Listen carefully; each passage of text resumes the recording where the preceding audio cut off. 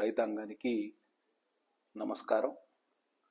ఇవాళ సాయంత్రం కల్లా సిర్పూర్ నియోజకవర్గానికి ఇండియన్ పొటాష్ లిమిటెడ్ కంపెనీ ద్వారా 700 మెట్రిక్ టన్నుల యూరియా సప్లై చేయబడుతోంది.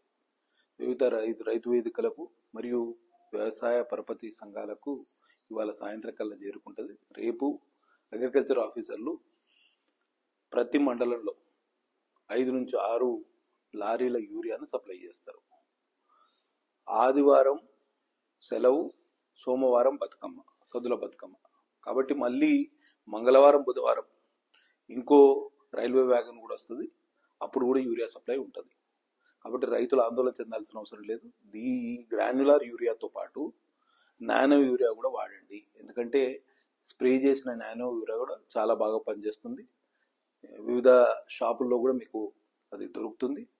నానో యూరియా వాడండి. మోతాదుకు మించిన ఈ గ్రాన్యులర్ గుళికల రూపంలో ఉన్న యూరియాను కూడా మోతాదుకు మించి వాడకండి.